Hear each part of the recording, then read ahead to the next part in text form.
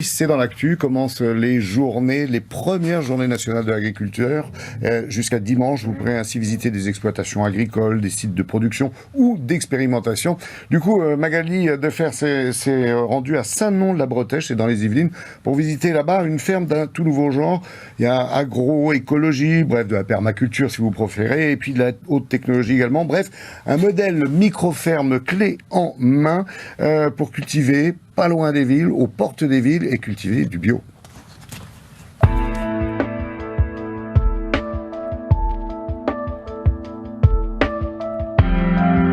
Ici, nous sommes sur notre première micro-ferme qui est installée sur une surface de 1 hectare.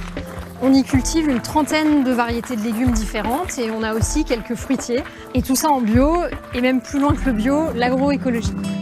Salut Élise! Hello! Comment vont les cultures? Bah écoute, plutôt bien.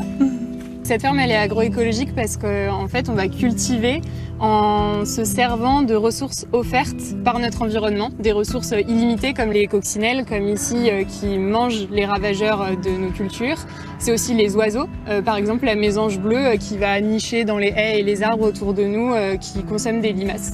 Là, vous voyez sur le jardin, on fait en sorte d'alterner deux cultures entre elles. Ça permet de limiter la propagation des maladies et des ravageurs. Ici, on a de la carotte associée avec de l'oignon. L'oignon sécrète des molécules qui repoussent en fait une mouche, la mouche de la carotte, qui peut détruire nos légumes. Donc c'est une association qui est bénéfique pour ces deux espèces. On parle de culture intensément soignée et donc qui dit soin dit beaucoup de temps derrière. Et on est à la main, on n'a pas de tracteur ici sur notre ferme. Donc nos outils, c'est le râteau, la bêche et nos petites mains. L'inconvénient de l'agroécologie, c'est qu'elle est très demandeuse en temps de travail humain. Et c'est là que la technologie entre en jeu pour justement gagner du temps sur les actions culturales et également réduire la pénibilité. Donc là, nous sommes dans notre serre de 2000 m² qui est équipée d'un portique robotisé et qui effectue des actions sur toutes les planches de culture. Donc on a des tâches de préparation du sol, d'implantation des cultures, donc de semer des graines ou de planter directement des plants, des mini-mottes. On le fait en 15 minutes avec le robot, là où ça prendrait plutôt 2 heures à faire humainement. D'autres tâches, comme la récolte, sont des tâches qui sont encore réalisées par les humains et qui sont en plus de ça plus gratifiantes.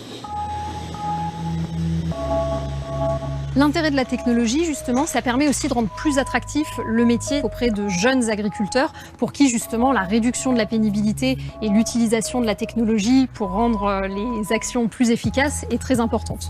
C'est un vrai enjeu parce qu'on est en train de perdre des agriculteurs. Par exemple, dans les 5 prochaines années, un agriculteur sur 2 va partir à la retraite et la relève est loin d'être assurée.